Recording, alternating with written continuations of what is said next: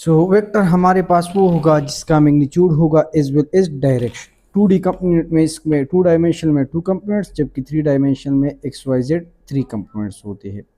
Addition में 2 तरीके हैं, एक हमारे पास है ग्राफिकल मेथड, एक हमारे पास है एनालिटिकल मेथड। ग्राफिकल में हम लोग हेड टू टेल यूज़ करते हैं, इसमें हमारे पास ग्राफ होते हैं, और एनालिटिकल मेथड में हम लोग मैथमेटिक और कैलकुलेशन करते हैं। ये हमारे पास ज़्यादातर इसमें फार्मूलेज होते हैं। हेड टू टेल रूल में हमारे पास क्या होगा, जबकि दो वेक्टर लेट सपोज ए और बी हमारे पास गिवन है, हम ए को ड्रा करते हैं, फिर बी को ड्रा करेंगे, B same to same draw करेंगे, इसको एंगल चेंज नहीं करें। ए का हेड बी की टेल के साथ ऐड करेंगे, फाइनल में ए का टेल बी का हेड ऐड करके ये हमारे पास रिजल्टेंट आ जाएगा ए प्लस बी।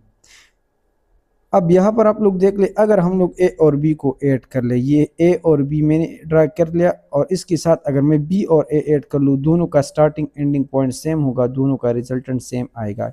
यानी अगर मैं ए प्लस बी बाइंड कर लूँ और बी प्लस ए बाइंड कर लूँ, दोनों मेरे पास सेम होंगे, इसको हम बोलते हैं वेक्टर एडिशन इज कम्यूटेटिव।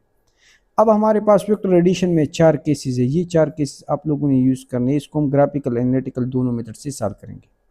अगर हमारे पास एमसीक्यूज आ जाए ईटा में कि हमारे पास दो वेक्टर है ए और बी, ये दोनों हमारे पास पैरेलल है, इसका रिजल्टेंट फाइंड कर ले, तो सिंपल ट्रिक याद कर ले, resultant is equal to A plus B, दोनों को ऐड करेंगे। अगर यहाँ पर आप लोगों को कहे कि लेट सपोज ए 5 न्यूटन है, बी हमारे पास 10 न्यूटन है, तो रिजल्टेंट क्या होगा, अगर दोनों पैरेलल है, एंगल 0 है, R is equal to 5 plus 10 is equal to 15 newton. अगर दोनों वेक्टर लेट सपोज सेम है, आप लोगों को कहे कि दो फोर्सेस है और सेम है, 10 ऑब्जेक्ट पर लग रहे हैं पैरेलल, आर क्या होगा, 10 plus 10 is equal to 20 newton. तो यहाँ पर याद रखें कि पैरेलल के केस में सिंपल आप लोगों ने ऐड करना। केस नंबर 2 अगर आ जाए कि ए और बी दो वेक्टर्स है या फोर्सेस और वो परपेंडिकुलर है, यानी एंगल 90 डिग्री है, फिर R is equal to A square plus B square under the root Pythagoras theorem आप लोग यूज करेंगे, ये आप लोगों ने याद रखना है। अगर एग्जाम्पल एमसीक्यूज में आ जाए इस तरह के ए और बी दो वेक्टर्स गिवन है पाई और 10 या 10 और पाई, तो रिजल्टेंट क्या होगा, 10 स्क्वायर प्लस पाई स्क्वायर या five square plus 10 square under the root five five are 25, 10 10 are 100 under the root it's 125। So answer हमारे पास 11 पॉइंट समथिंग आएगा, यानी 11 मल्टीप्लाई बाई 11 121। सो यहाँ पर आंसर 11 के करीब आएगा।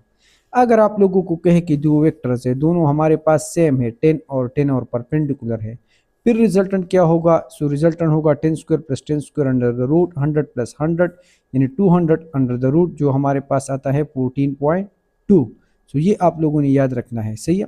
Case number 3 which is very very important, अगर ईटा में आ जाए कि दो वेक्टर्स है ए और बी, उनके बीच एंगल 120 डिग्री है, रिजल्टेंट क्या होगा, ये फार्मूला आप लोगों ने याद रखना है, सही है। This is very very important, resultant is equal to A square plus B square minus A B. इस फार्मूले से आप किसी भी दो वेक्टर का रिजल्टेंट फाइंड कर सकते हैं, शर्त ये है कि एंगल 120 हो। लाइक फॉर एग्जाम्पल यहाँ पर देख लें, एक है 10 न्यूटन, दूसरा है 5 न्यूटन, रिजल्टेंट एंगल 120 है, so A square plus B square minus A B, 10 10 are 100 plus 5 5 are 25 minus 10 5 are 50, 100 minus 50 50 50 plus 25 हमारे पास तकरीबन 75 अंडर द रूट 75 आएगा।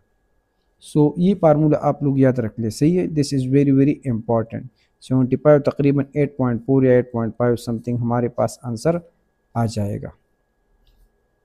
अगर आप लोगों को कहे पेपर में कि ए और बी दो फोर्सेस है और दोनों सेम हो, इसके बीच एंगल 120 हो, फिर रिजल्टेंट क्या होगा, ये इंपॉर्टेंट है। फॉर एग्जांपल ए हमारे पास 10 न्यूटन है, बी 10 न्यूटन है, एंगल 120 है, तो रिजल्टेंट फाइंड कर ले। So A square plus B square minus A B, 10 10 are 100 plus 10 10 are 100 minus 10 10 are 100, 100 plus 100 200, 200 minus 100 100, दोबारा 100 आता है, under the root 100 is equal to 10। So this is very very important. ये देख ले, ए था 10 बी था 10, रिजल्टेंट आ गया 10, एंगल क्या था 120। पेपर में आएगा कि एक ए 10 था बी 10 था, रिजल्टेंट 10 आ गया, तो क्या हो गया। इस तरह अगर आप लोगों से पूछे कि ए है 200 बी है 200, रिजल्टेंट 200 कब आएगा, जब एंगल 120 डिग्री होगा। शर्त यह है कि ए और बी सेम हो। 180 वाला केस सिंपल है, resultant is equal to A minus B, simple subtract करना है, बड़े से स्मॉल को जो है माइनस करेंगे। ए पहले लिखा है, इट मीन्स ए बड़ा है। अगर आप लोगों को कहे कि ए 15 है और दूसरा हमारे पास 10 है, तो रिजल्टेंट क्या होगा, 15 minus 10 is equal to 5 newton. अगर दोनों फोर्सेस सेम होंगे, 10 और 10 या 15 और 15, तो R 10 minus 10 is equal to 0। तो ये हमारे पास 4 केसेस हो गए। यहाँ पर देख लें, एक इंपॉर्टेंट केस है a plus B is equal to A minus B. इसका एंगल क्या होगा, ए और बी का। तो इसको हम ग्राफिकली सॉल्व करते हैं। ये हो गया ए, ई बी मैंने परपेंडिकुलर ड्रा किया, ये रिजल्टेंट आ गया ए प्लस बी का। अब बी का उल्टा अगर मैं ले लूँ इसके नीचे, तो ये माइनस बी हो जाएगा। ये हमारे पास रिजल्टेंट आ गया ए माइनस बी का। तो ए प्लस बी और ए माइनस बी का लेंथ सेम है। It means A plus B और ए माइनस बी सेम है, और ये तब है जब ए और बी एक दूसरे को क्या हो, परपेंडिकुलर। सो ये एंगल एमसीक्यूज में आता है 90 डिग्री। अब यहाँ पर देख ले, नोट कर ले मिनिमम और मैक्सिमम।